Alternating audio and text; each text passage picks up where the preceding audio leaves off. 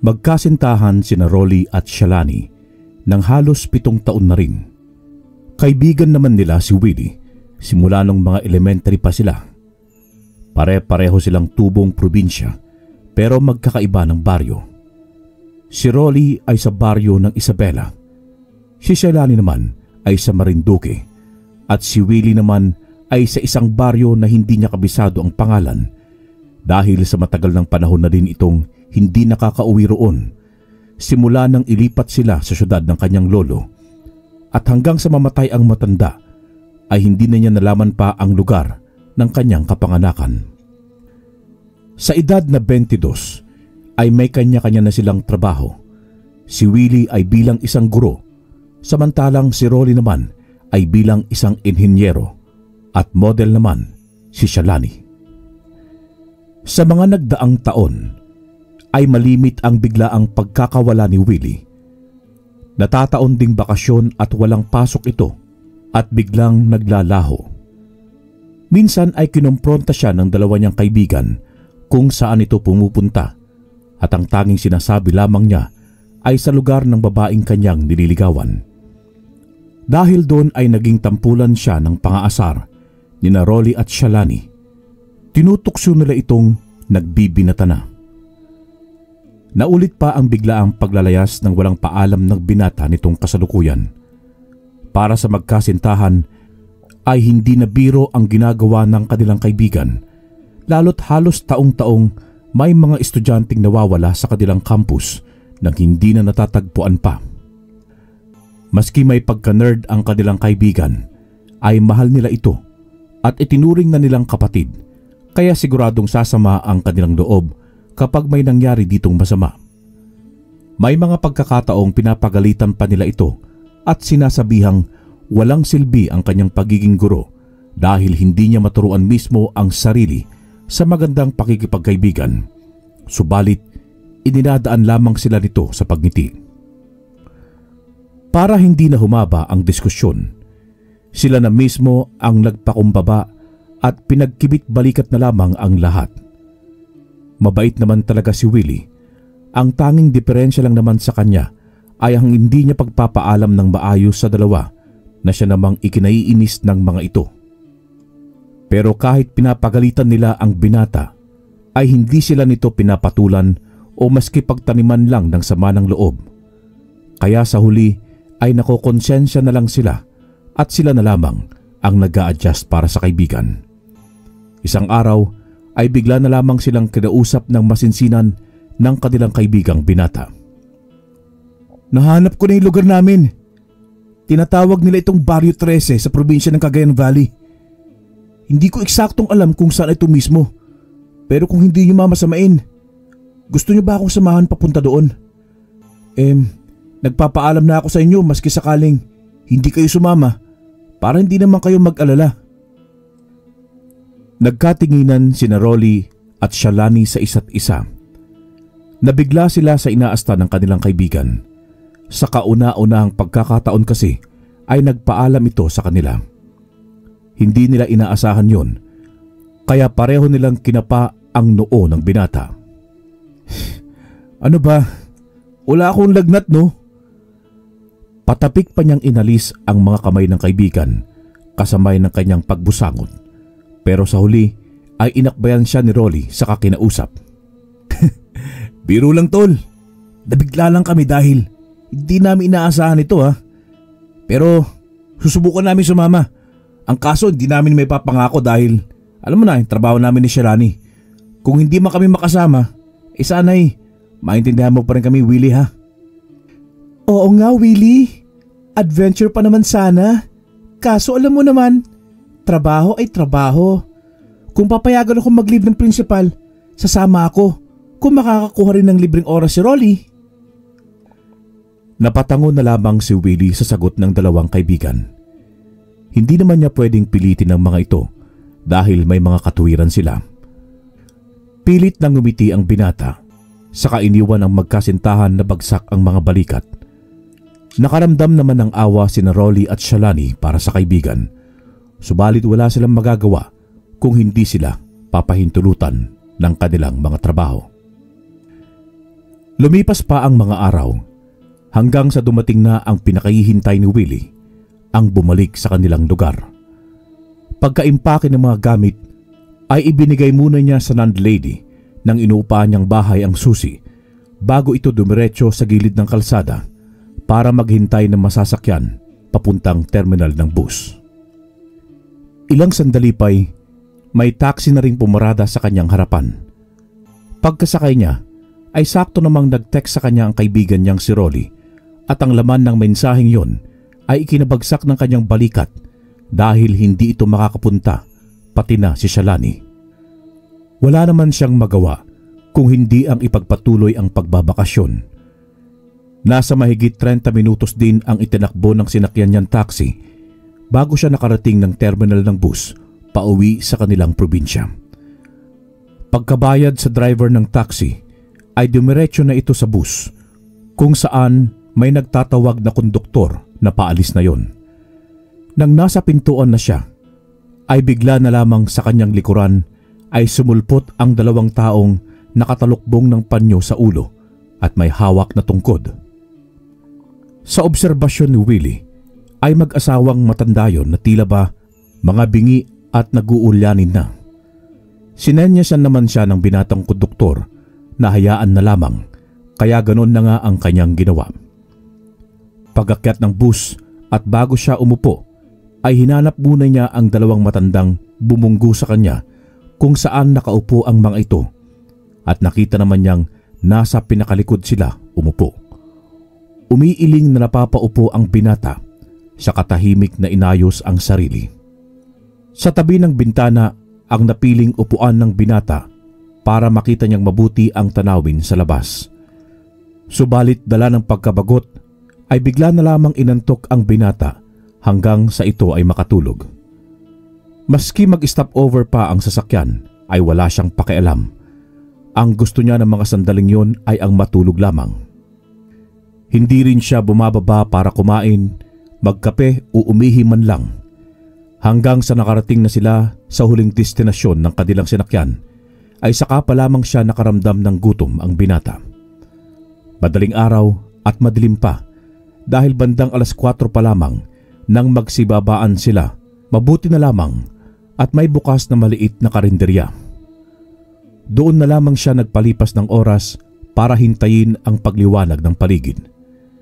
Sa haba ng kanyang itinulog sa biyahe ay hindi na rin siya makaramdam ng antok.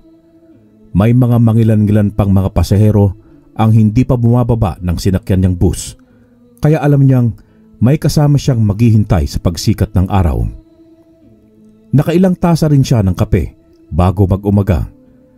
Nagsidatingan na rin ang mga habal-habal para kumuha ng mga pasahero at hihatid sa mga baryong pupuntahan. Manong, sa Baryo 13 po. Napamulagat ang isang lalaking driver sa sinabing lugar ni Willie. Tinignan pa nito ang binata ng pataas at pababa bago nito tinanong kung sigurado pa siya sa lugar na pupuntahan. 500 ang singil ng lalaking driver kay Willie at kung ayaw niya ng presyo ay sinabi nito na maghanap na lamang ng ibang masasakyan na mas mura ang singil. Ang kaso, walang may gustong ibang maghatid sa kanyang iba, kaya't napilitan na lamang siyang magbayad ng 500. Akmang sasakay na sana si Willie sa loob ng sidecar nang bigla siyang makarinig ng boses ng 2 pamilyar na boses. Paglingon niya ay doon niya nakita ang 2 matandang bumunggo sa kanya kahapon na marahang naglalakad palapit sa kanyang kinaroroonan. Ano bang? Kayo na naman? Ano po bang problema niyo sa akin? Lolo, Lola, kayo na nga nakabunggo sa akin kahapon eh. Kayo pa yata ang galit. Pero hindi siya sinagot ng 2. Bagkus nginitian lamang siya kasabay ng pag-alis ng mga ito ng pangmatanda nilang kasuotan. Nakawig din pala ang 2 na nagpapanggap lamang na matatanda hanggang sa mabunyag ang tunay nilang pagkatao bilang ang magkasintahang si Rolly at si Shalani. What's up, dude? Nasama kami, aba? Nasurpresa ka ba namin, Willie? Hindi nakaimik si Willie sa kaganapang yon. Hindi niya lubos na maisip na ang dalawa niyang matalik na kaibigan ay ang dalawang matandang kanyang kinaiinisan na nagpanggap lang para sorpresahin siya. Makalintik kayo Nadali niyo ako dun Mangiyak-ngiyak at namutla kaagad ang mga mata ni Willie. Pero naagapan naman yon na magkasintahan nang damayan nila ito. Nagyakapan pa sila sa huli at inutusan siyang sa likod ng driver siya sumakay at silang dalawa sa sidecar. Natatawa na lamang na sumunod ang binata na may iba yung sayang nadarama, samantalang ang lalaking driver ay aligaga pa rin at hindi makapagsalita. Kaagad na din niyang kinuha ang kanilang mga pamasahe para daw siguradong hindi siya tatakbuhan ng mga ito. Hoy, mamang driver, bakit pa na yung titig sa amin ng syota ko Oo nga, kanina ko pa din napapansin yan, nakakairita. Pero sinabi lamang ng mamang driver na sayang ang kagwapuhan at kagandahan ng magkasintahan. Dagdag pa nito na sana'y makauwi pa sila ng ligtas at buhay. Gusto pa sanang magtatalak ni Shalani at Rolly, subalit inawat lang sila ni Willie. Manong, kapag mamaneho na lang po tayo tumuon ng pansin at hindi sa dalawang kasama ko kung maaari lang. Nagbayad na po kami ng tama kaya sana'y pagserbisyohan mo din kami ng mabuti. Hindi na lang sumagot ang lalaking driver. Bagkus, pinaharurot na lamang nito ang pagpapatakbo maski lubak-lubak ang daan. Hindi na lang nagreklamo pa ulit ang tatlong magkakaibigan. Maski magkanda untog na sila sa sasakyan at baka mas grabe pa ang gawin nito sa kanila. Nagtimpi na lamang ng galit si Rolly at niyakap ang nobya para protektahan sa mga matitigas na bagay na posibleng pagkauntugan nito. Nakarating naman sila ng ligtas at matiwasay hanggang sa babaan. Pagkababa ay mabilis na pinaharurot ulit ng lalaking driver ang habal-habal. Doon hindi na nakapagtimpi pa si Rolly sa gusto nitong sabihin at pasigaw niyang minura ang driver. Bastos! Walang modo! Mabangga ka sana, ugok na driver! Mahal, tama na yan. Baka balikan ka pa nun Alalahanin mo dahil lang tayo rito. Siya nga naman, Rolly. Baka abangan ka pa nila pag uwi. Alam mo naman ang mga driver, away ng isa, away na nilang lahat. Ang mabuti pa umpisan na natin na maglakad. Maglalakad pa tayo ng malayo papunta sa aming baryo Mga 30 minutes pa lalakarin natin bago tayo makarating doon. Sa pilitang pinahupa ni Rolly ang kanyang galit. May punto kasi ang kanyang nobya at kaibigan. Hindi niya pwedeng unahin ang kanyang galit sa pagkakataong yon dahil hindi niya alam ang likaw ng bituka ng driver na gusto niyang banggain. Nang mag-umpisang maglakad si Willie, ay saka sumunod si Shalani na akay-akay ang binatang nobyo. Pawisan sila pare-pareho nang makarating sila sa baryo dahil bandang alas 10 na ng umaga ng mga oras na yon. Dalawang mag-asawa ang sumalubong sa kanila. Sa obserbasyon ng magkasintahan ay mga magulang ito ni Willie dahil may hawig ang kanilang kaibigan sa matandang lalaki. Hindi nga sila nagkamali nang salubungin sila ni Willie, sabay bati at nagmano ito. Mano po, tay. Mano po, nay. Siya nga po pala. Sina Shalani at Rolly, mga matalik ko pong kaibigan. Sinamahan nila ako para makapag-relax naman sila sa kanilang trabaho. Ngumiti naman ang mag-asawa. Sa kanila kinausap ang magkasintahan. Nang makapagpalagayan na sila ng loob, ay inihatid na nila ang mga ito sa kanilang magiging kwarto. Gawayon sa pawid at pinagtagpi-tagping kawayan naman ang kanilang hihigaan. Pasensya na kayo dito sa magiging kwarto nyo Shalani, Tol, ibang-iba ang buhay dito kaysa sa syudad Sana hindi kayo nagsisisi na sinamahan ako dito. Ano ka ba, Tol? Ayos lang, no? Nakakalibutan mo na ba? Taga-probinsya din kami ni Shalani. Kaya wala kang dapat ipag-alala. Sanay kami sa ganitong buhay, no?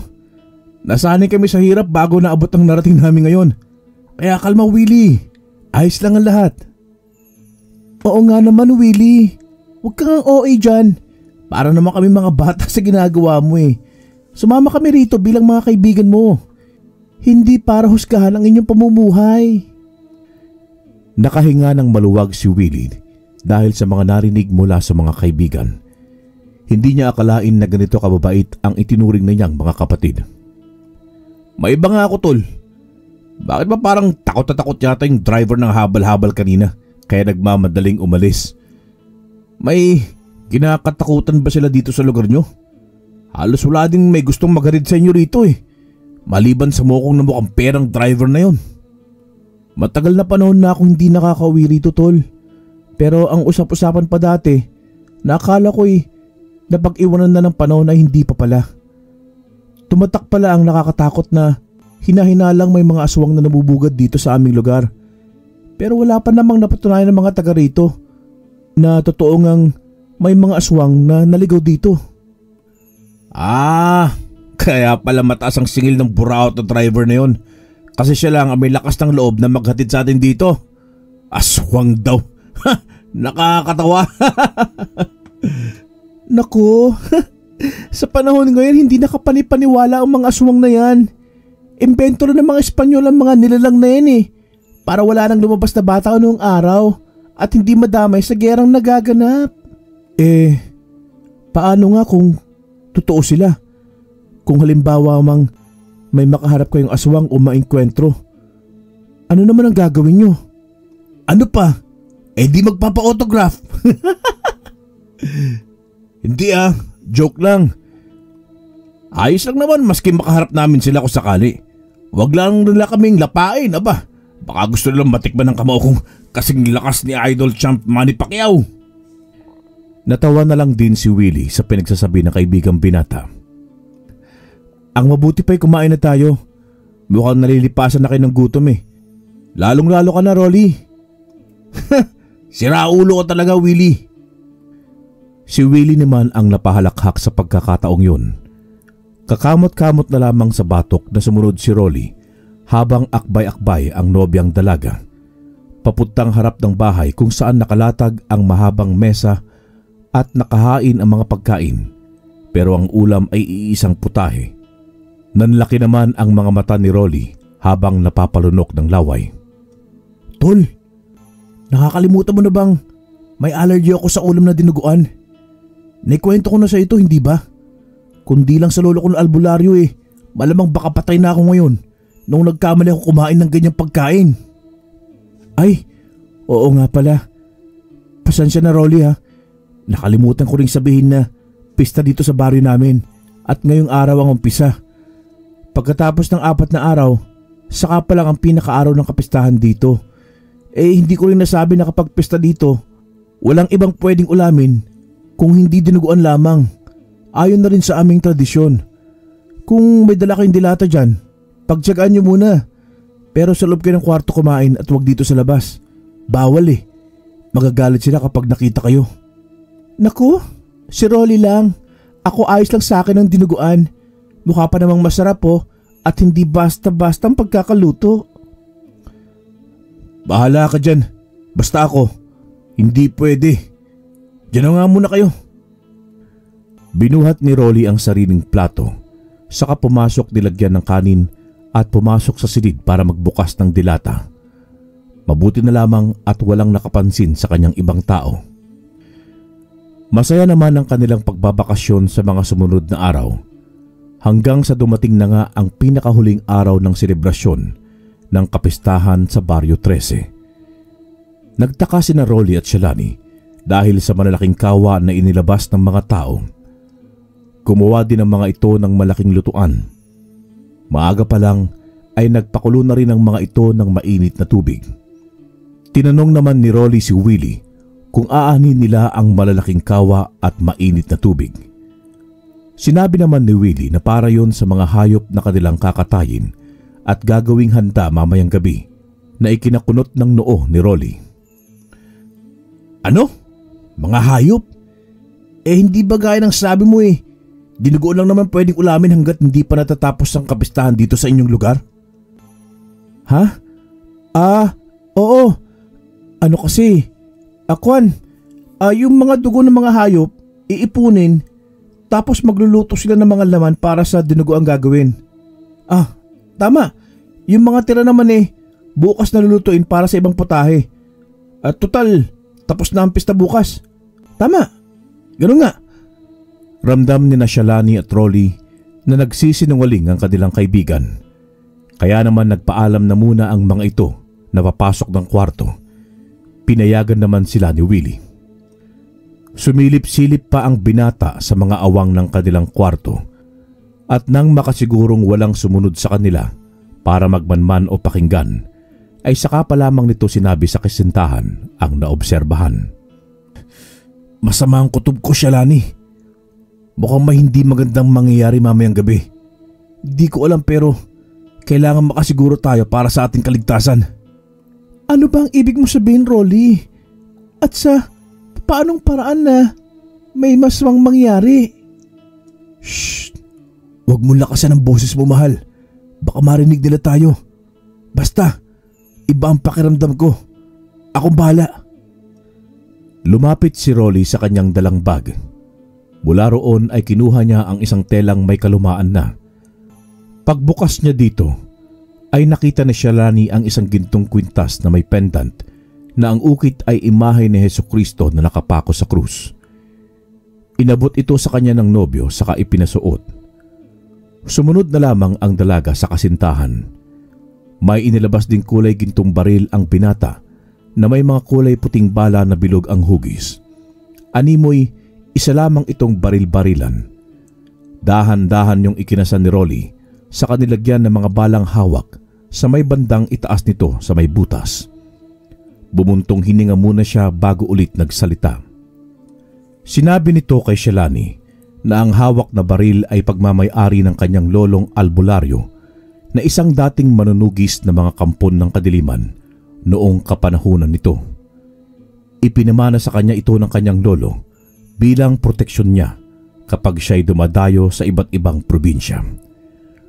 Noong una ay hindi niya ito pinapaniwalaan kaya nakatago lamang ito kung saan. Subalit habang nagliligpit siya noon ng mga gagamitin sa pagsama sa probinsya ni Willie na kinaroroonan nila ngayon, ay hindi niya inaasahang sumagi sa kanyang isipan ang gintong baril at kwintas na may kaakibat na bertud. Pinagtatawanan ko lang ito noon. Para sa akin ay isa lamang kalokohan ng mga kwento sa akin ni Lolo tungkol sa kanyang pagiging manunugis ng mga aswang. Pero sa lakas ng kutob ko ngayon ay naniniwala na ako sa kanya at tinitiyak kong magagamit ko mamaya ang sandatang ito para protektahan ang ating sarili. Shalani, hanggat maaari, wag mong aalisin ang gintong kwintas sa iyong leeg.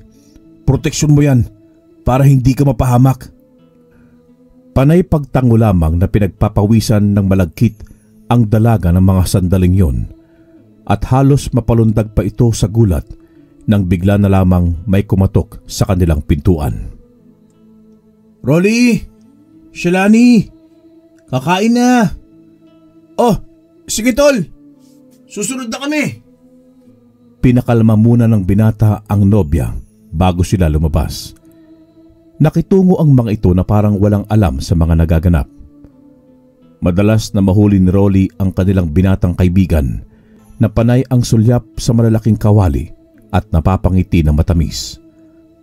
Pati na ang mga magulang nito na akala mo'y may masayang magaganap mamayang gabi na sila lamang ang nakakaalam. Sakto namang ubos na ang baong dilata ng magkasintahan.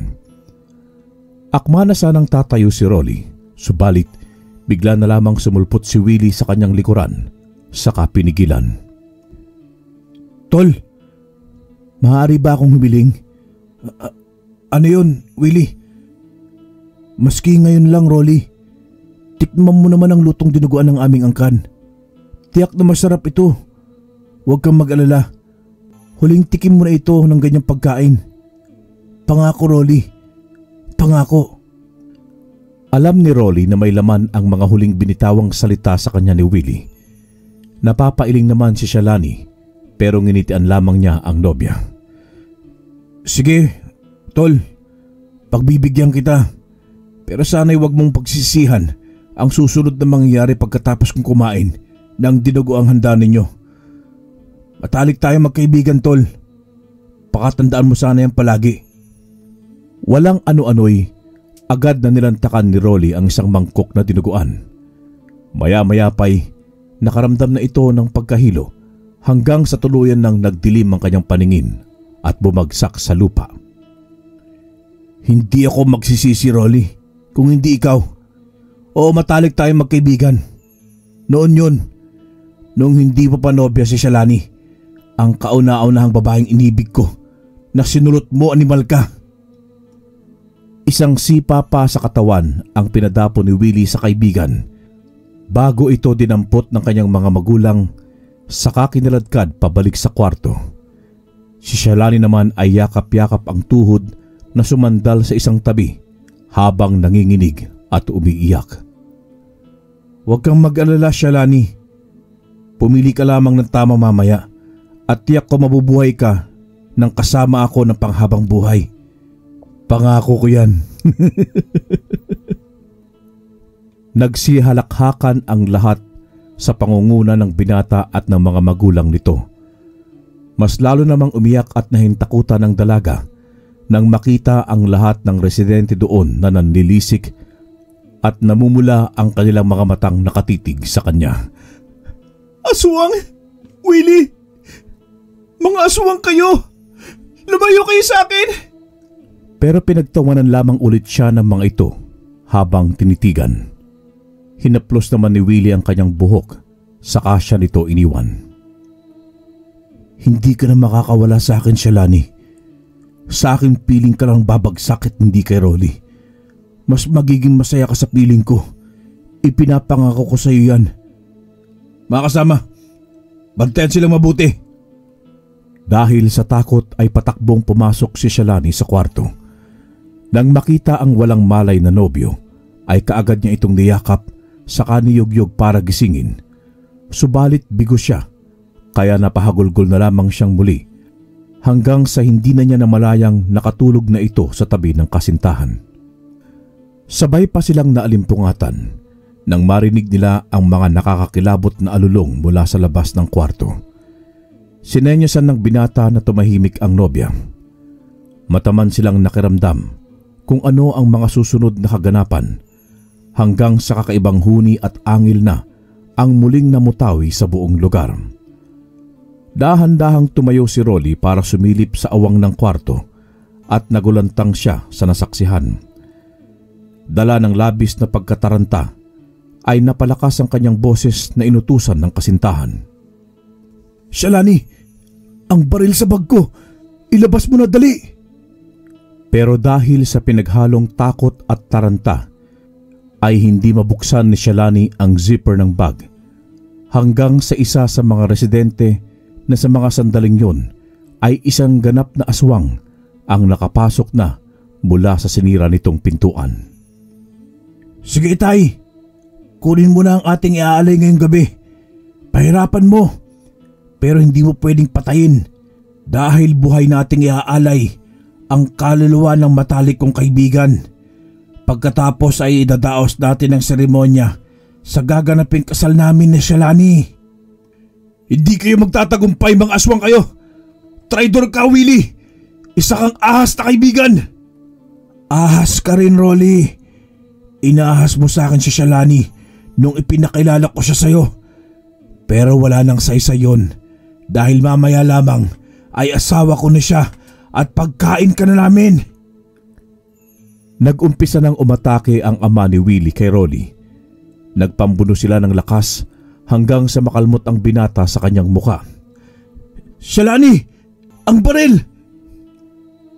Dala ng labis na pag-aalala para sa buhay ng nobyo, nagkaroon ng lakas ang dalaga na mabuksan ang bag. Kaagad itong dinampot ang baril, saka nagdasal ng saglitan bago niya yon inihagis kay Rolly. Matagumpay naman niya itong nasalo. Tapos ka na! Kasabay nun ang pagsambulat ng utak ng tatay ni Willie na kumalat pa sa lupa nang barilin ito ng binata sa ulo. Dahil sa nawasak ang pinto ng kwarto, ay kitang-kita ng mga aswang ang nangyari sa kanilang kasamahan. Itay! Hindi! Hayop ka, Rolly! Pinatay mong tatay ko! Ipinagtanggol ko lang ang sarili ko. At saka, nararapat lang sa inyo yan, Willie. Ang maubos kayong mga aswang kayo, mga peste. Sumingasing naman ng malakas ang ina ni Willie dahil sa galit at hinagpis. Inutusan nito ang mga kauri na palibutan ang magkasintahan at huwag hahayaang makatakas. Agad namang nagsikilos ang mga ito, saka muling nagpalit ng anyo bilang sa mas nakakatakot nilang mga itsura. Ang mga iba ay hindi na nakapaghintay at gumawa na ng pagsugod. Kaagad namang tumitimbuang sa lupa ang inaasintan ni Rolly, kaya ang iba dito ay bahagyang napapaatras.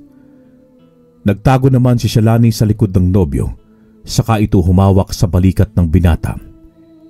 Hindi naman hinayaan ni Rolly na may makalapit na aswang sa kanila. Subalit sadyang mapagbiro ang sitwasyon dahil kaagaran din siyang naubusan ng bala, kaso hindi niya yun ipinahalata kina Willie. O ano? Bakit ayaw sumugod, ha? Naduduwag na ba kayo? Sige, lapit pa nang makita niyong hinahanap niyo. Pagtatapang-tapangan ni Rolly, pero sa loob-loob niya'y nananalangin na sana'y hindi siya sundin ng mga ito. Mukha namang epektibo ang kanyang pananakot, kaya't sinenyasan niya na rin ang nobya na umpisa na ang maglakad ng mabilis palayo sa lugar na yun. Hindi kayo makakatakas, Rolly. Shalani, kahit saan kayo magpunta, susundan namin kayo, maski sa impyerno pa yan. Pero hindi na nila pinakinggan pa ang traidor nilang kaibigan. Bagkus, mas binilisan pa nila ang pagtakas. Ang iba sa mga aswang ay sinundan ng magkasintahan, samantalang sina Willie, ang kanyang ina, at ang iba sa mga ito ay marahan lamang na naglakad. Plano kasi nilang ubusin muna ang bala ng mahiwagang baril ni Rolly bago sila ang sumugod. Subalit ilang minuto na ang nakakaraan, pero wala pa rin silang naririnig na putok ng baril. Inay, natitiyak kong ubos ng bala ng sandata ni Rolly. Ito na ang tamang oras para tayo naman ang sumugod. Ipaghiganti natin si Itay sa kanyang masamang sinapit. Katayin natin ang dati kong kaibigan. Umangil muli ng malakas ang lahat ng mga aswang. Narinig naman yon ng magkasintahan, kaya muli silang nangilabot hanggang sa may napansin silang tila isang maliit na kuweba na pinagmumulan ng mga paniking nagsisilabasan dahil sa sinag ng bilog na buwan. Pagtingala ni Rolly sa buwan, ay bigla na lamang niyang naramdaman ang matagal na niyang iniiwasang mangyari. Pero sa pagkakataong yun ay tila ba mabibigo siya dahil sa hindi niya pagsunod sa hindi niya dapat ginawa. Nag-aalalang bumaling siya ng tingin sa dalagang nobya, sa kanya ito pinagsabihan. Gaya ng bilin ko, mahal, wag mong tatanggalin ang kwintas mo sa lega, at kahit anong makita mo ngayong gabi, sana hindi magbago ang pagtingin mo sa akin. Rolly, ano bang ibig mo sabihin? Hiwagaan na. Naudlot ang pagsasalita ni Shalani nang bigla siyang hilain patakbo ng binata dahil sa naramdaman na nitong malapit na ang mga aswang na humahabol sa kanila. Pagpasok sa loob ay doon na nagsimulang mag-init ang pakiramdam ng binata. Kakaiba ang init na yon na tila ba may gustong kumawala sa kanyang katawan. Ramdam naman ni Shalani na may kung anong nangyayari sa nobyo, pero hindi niya magawang makapagsalita dahil sa takot. At isa pa, napakadilim sa lugar na kanilang pinagtataguan, kaya wala siyang ideya kung ano ang kababalaghang nangyayari kay Rolly. Hanggang sa isang nakakilabot na boses ang narinig ng dalaga malapit sa kanyang kinaroroonan. Hanggang sa hindi na niya napigilan pa ang mapatili dahil sa labis na takot, dahil nang masagi niya ang kamay ni Rolly ay naging mabalahibo ito. Dahil doon ay narinig siya ng mga aswang na naghahanap sa kanila. Dalawa rito ang pumasok sa kuweba na nanlilisik ang mga mata. Maski madilim ang paligid ay lumulutang pa rin ang nagbabagang paningin ng mga ito na mas nagbigay ng hilakbot sa dalaga. Muli itong napasigaw ng malakas. Nakakasiguro na ngayon si Willie at ng kanyang ina na sa kanila na ang huling halakhak dahil sa mga nangyayaring pumapabor sa kanila. Pero ang lahat ng yon ay tila ba gumuho sa isipan ng binatang aswang nang bigla na lamang mula sa loob ay patilapon na lumabas ang dalawang aswang na pumasok. Panandaliang tumahimik ang mga ito at nakiramdam ng susunod na kaganapan, pero hindi nila inaakalang ang presensyang labis na kinakatakutan ng kanilang lahi ay kanilang mararamdaman. Inay, hindi ba isang aswang nagabunan ng isang yon? Pero bakit at papaanong nangyaring may napakalakas na aswang ang naligaw sa ating lugar nang hindi natin namamalayan? Paano, inay? Paano? Labis na naguguluhan si Willie sa nangyayari, pero wala namang maisagot ang kanyang ina kung hindi ang tanging pag-iling nito. Ang mga aswang naman na malapit sa bukana ng maliit na kuweba ay dahan-dahang napapaatras dahil sa takot. Maya-maya pa'y lumabas na ang isang nilalang na punong-puno ng puting balahibo ang katawan at mukha. Mabangis ang mga matang nanlilisik kung tumingin at bukod sa dalawang malalaking pangil ay matutulis din ang mga ngipin nito. Pinagmasdang mabuti ni Willie ang nilalang na yon hanggang sa mapagsino niya ito. Rolly, ikaw, isa kang aswang nagabunan. Pero hindi siya sinagot nito. Bagkus mabilis itong kumilos para atakihin ng mga aswang. Sumunod namang iniluwa ng kuweba ang nanginginig pa rin at yakap-yakap ang sariling si Shalani. Rolly, anong nangyayari sa iyo, mahal ko? Bakit ka nagkaganyan? Hindi na napigilan pa ng dalaga ang emosyon at tuluyan na itong napahugulgol sa pag-iyak. Nakaisip naman ng masamang balak si Willie na kaagad gumawa ng hakbang habang abala ang gabunan sa pagpatay sa ibang mga aswang na walang magawang paraan para iligtas ang mga sarili sa tiyak na kamatayan. Para lamang silang mga maliliit na klase ng hayop na mabilis at walang awang nilalapan ni Rolly sa bago nitong katauhan. Natigilan lamang ito sa pag-atake nang marinig niya ang sigaw ng kasintahang si Shalani na humihingi ng tulong. Maski nagwawala na ang bagong katauhan ni Rolly, nandoon pa rin ang pagnanais niyang protektahan ang nobya sa anumang panganib sa buhay nito. Subalit imbes na saklolohan niya ang dalaga, ay lumihis ito ng landas, saka mabilis na sinunggaban ang ina ni Willie sa leeg. Kinaladkad niya ito na walang kahirap-hirap maski magpumiglas pa ang babae. Hindi naman magawang hawakan ni Willie si Shalani dahil sa proteksyon ng kwintas na ginto na nasa leeg nito. Pero naalarma ang binatang aswang nang marinig niya ang ina na tinatawag ang kanyang pangalan na hirap sa pagsasalita. Ina! Rolly! Bitawan mo ang nanay ko! Ako ang harapin mo! Umalulong lang si Rolly na tila ba nagdiriwang. Pagkatapos ay muling tumingin ng masama kay Willie at sa pagngiti niya ng bahagya ay nabasa na kaagad ng binatang aswang ang susunod na gagawin ng dati nitong kaibigan. Rolly! Wag! Pero huli na ng sakmalin ng binatang gabunan ang leeg ng ginang. Wala na itong buhay bago ibalibag ni Rolly sa lupa. Nag-uumapaw sa galit habang umaatungal sa pag-iyak si Willie dahil sa sinapit ng pinakamamahal niyang ina. Kaya naman ang natitirang mga kamag-anak niya at kaibigang mga aswang ay nagtipon-tipon para labanan ang gabunang si Rolly. Hindi nila hahayaang hindi makapaghiganti sa maski kaninong nilalang na umagrabyado sa kanila kahit na kanila pa itong ikapahamak.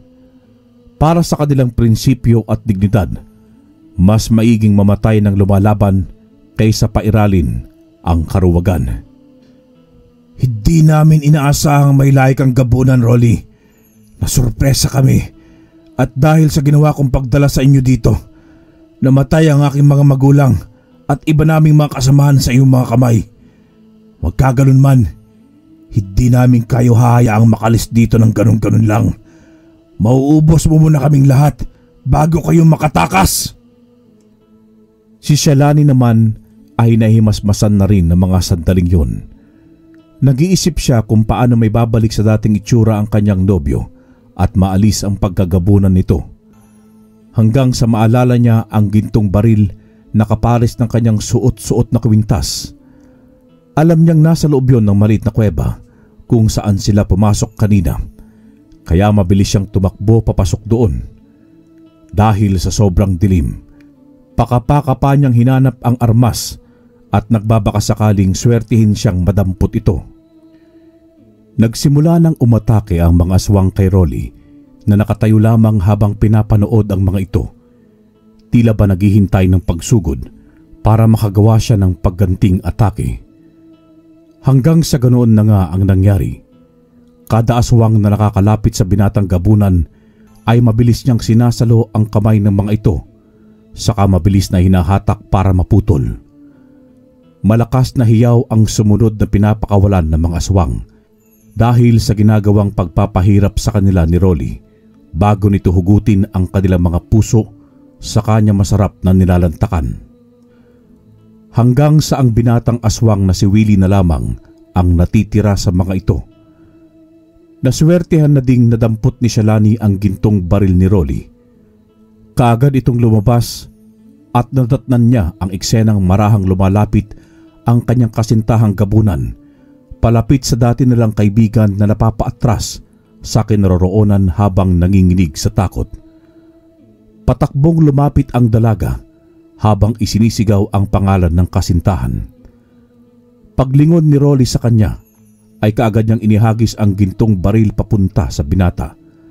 Pagsalo ni Rolly ay parang unti-unting kumakalma ang kanyang nagwawalang itim na aura. Gumagaan na rin ang pakiramdam nito.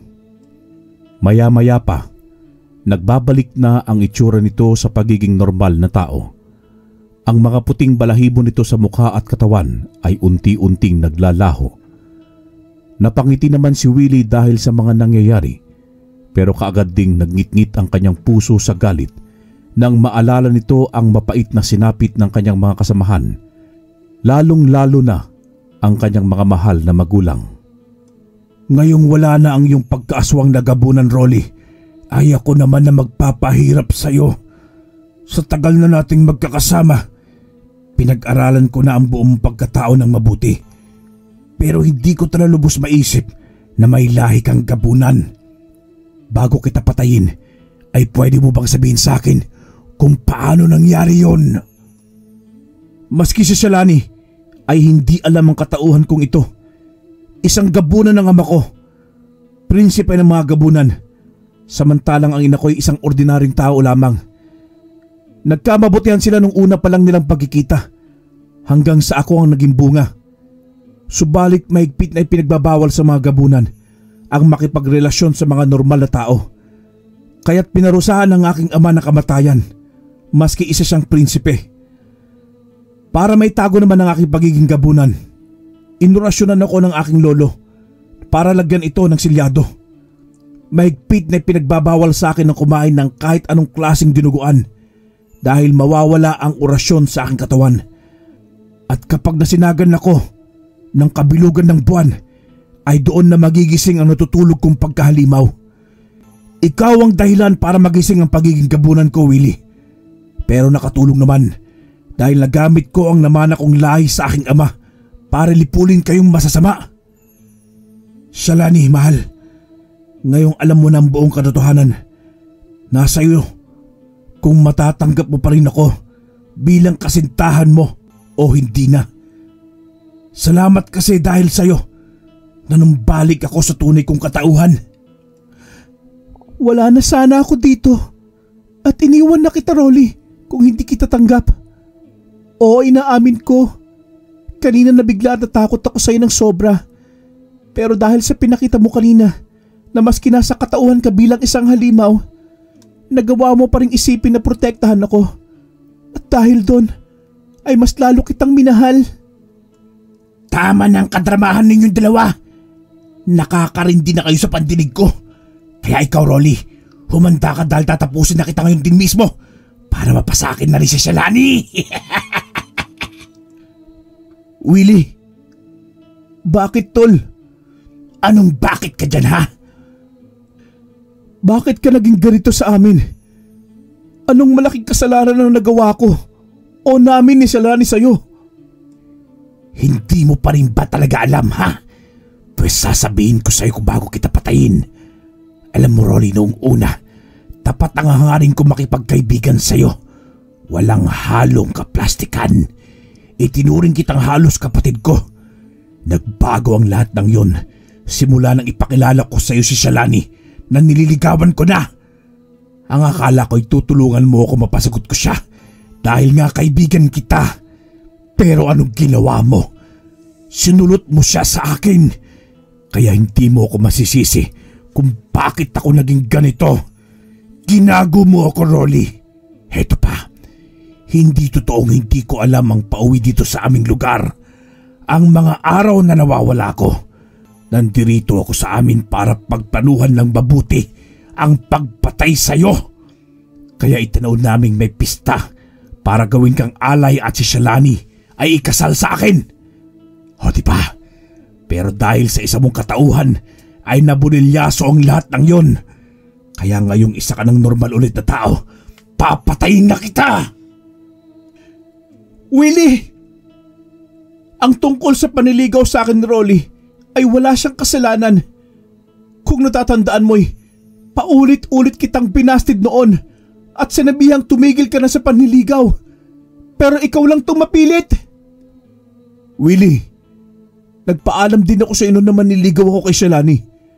Pero hindi ka naniwala. Ang akala mo'y nagbibiro lamang ako. Noong naging kami, nang akala namin ayos lang sa iyong lahat. Langid sa aming kalaman, nagtatanim ka na pala ng sama ng loob at paghihiganti. Basta! Sinusumpa kitang maging kaibigan, Rolly. Sinira mo ang pangarap ko para sa amin ni Shalani. Sa dinarami-rami ng gagago sa akin, bakit ikaw pa? Bakit? At tuluyan nang sumabog ang galit ng binatang aswang. Mabilis nitong sinugod ang dating kaibigan. Napakadali lang naman para kay Rolly ang iwasan ang lahat ng pag-atake sa kanya ni Willie. Pero hindi itumigil sa pagsugod. Kinokontrol na kasi nito ng kanyang nagbabagang emosyon para sa dalawa. Nilamon na siya ng tuluyan ng kanyang puot. Dahil sa hindi na rin nakapagpigil si Rolly, binigyan na niya ng isang malakas na suntok sa sikmura ang dating matalik na kaibigan. Bumagsak sa lupang iniinda ng binatang aswang ang matinding sakit. Subalit pagkaraan ng ilang segundo ay kaagad itong nakabawi. Muli na naman siyang gumawa ng pagsugod, pero sa pagkakataong yon ay pikit mata nang inalahad ni Rolly ang kanan nitong kamay at sa isang iglap lang ay hawak-hawak na niya sa liig si Willie. Kahit na nagbalik na ako sa aking tunay na kaanyuan, ay taglay ko pa rin ang lakas na isang gabunan. Ngayon, bigyan mo ako ng sapat na dahilan para magdilim ang aking paningin at kitilan kita ng buhay, Willie. Wala, hindi mo kaya, Rolly. Duwag ka, isang gabunan na duwag! Pero hindi sapat ang pangiinsultong yon ng binatang aswang para patayin siya ni Rolly. Ilang minuto pa ang lumipas hanggang sa masabi ni Willie ang nagpapanting ng tenga ng dating kaibigan. Ako ang may kagagawan sa pagkawala at pagkamatay ng mga estudyante sa ating paralan. Karamihan sa kanila, hindi ba'y malapit sa atin at mga kamag-aral pa. Dinadala ko sila rito para gawin naming pagkain. Pero bago yun, pinapakiusapan ko muna sila na huwag sabihin na sa akin sila sasama para walang bunalyaso. Ang galing ko, hindi ba? Hindi pa natapos ni Willie ang sasabihin nang pigain na ni Rolly ang kanyang liig na kaagaran niyang ikinamatay. Ngayon, nabigyan ko na sila ng katarungan Salamat sa pag-amin mo, Willie. Ngayon ko napatunayang isa kang wad na kaibigan. Kaya nararapat lamang sa'yo ang kitilan ng buhay dahil wala kang puwang na mabuhay dito sa mundo. Isa kang salot! Habang nagpupuyos ang damdamin ng binata, ay dahan-dahan naman siyang nilapitan ni Shalani. Paglapit ay kaagad na napayakap ang dalaga sa braso nito. Tapos na, mahal. Umuwi na tayo. Pagod na din ako eh. Oo, mahal. Uuwi na tayo. Pinasan ng binata sa kanyang likod ang nobya. Saka nila tinungo ang bahay ni Willie. Hindi nila alintana ang nagkalat na bangkay ng mga aswang sa paligid. Pagkakuha ng mga gamit ay binagtas na nila ang paalis sa Barrio 13. Sa labasan ay mabuti na lamang at may isang habal-habal na napadaan. Hindi sana sila hihintuan nito, subalit mabuti na lamang namukhaan sila ng driver na siya ring sinakyan nila papunta sa Barrio 13. Nangungusap ang mga matang nakatingin sa dalawa, pero nang ngitian siya ng mga ito ay saka pa lamang siya lumapit. Tinanong niya ang mga ito kung anong nangyari. Wala naman, Manong. Pero masisiguro ko lang sa inyo ay wala na kayong dapat na ikabahala pa at ikatakot sa tuwing magagawi kayo sa lugar na ito. Sa maniwala kayo't sa hindi, ay ubos na ang lahat ng mga aswang sa Barrio 13. Kasama na doon ang aming kaibigan kasama namin na taga-roon din. Nagbayad na sila sa kalagimang idinulot nila sa mga tao ng matagal na panahon. Payapa na ang lugar niyo, Manong. Tama ang kasitahan ko, Manong. Saksi ako sa mga karahasang naganap na muntik naming ikamatay. Mabuti na lamang may dalang armas na mabisang pamuksa sa mga aswang si Rolly. Heto, isang gintong baril.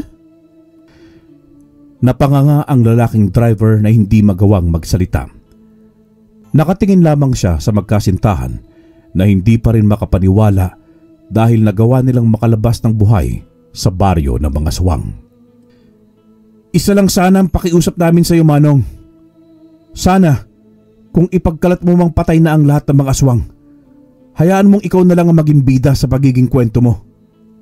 Kami, wag mo na sana kaming idawit pa. Gusto naming ibaon sa limot ang lahat bilang respeto na rin. Kahit na papaano sa dati naming kaibigan na isa palang aswang. Sana'y maasahan ka namin sa bagay na ito, Manong. Oh, heto ang pera. Bayad sa paghatid mo sa amin sa terminal ng bus. At ang sobra? Ituring mo na lang. Pampalubag loob na rin sa pagtiko mo ng iyong bibig. Walang nagawa ang lalaking driver kung hindi ang pumayag. Sa isip-isip niya ay magiging bida siya sa buong taga Cagayan Valley. Magkakapera pa siya ng malaki kaya tinanggap na niya ang kasunduan. Inalalayan pa niya ang mga ito na sumakay sa kanyang habal-habal bago niya ito pinaharurot. Pagdating sa terminal ay muli siyang pinakiusapan ng magkasintahan at pinaalala ang kanilang naging kasunduan. Iniwan na din sa kanyang pangangalaga ang gintong baril na tumapos sa buhay ng maraming aswang. Oh, paano, Manong? Hanggang dito na lang. Basta usapan natin, ha? Huwag ka sanang sisira. Saka ikaw nang bahala sa sandatang yan kung ano man ang gusto mong gawin. Sige, Manong. Paalam. Salamat, Mamang Driver. Hanggang sa muli. Kumaway naman sa kanila ang driver na nagpaalam din hanggang sa bumiyahe na ang bus na sinakyan ng dalawa. Sa upuan ay muling nagyakapan ang magkasintahan at nangako sa mga sarili na hindi na nila babalikan pa ang nakaraan at tuluyan na nila itong ibabaon sa limot kasama ng dati nilang matalik na kaibigang muntik nang maging bitsa ng kanilang kamatayan. Wakas.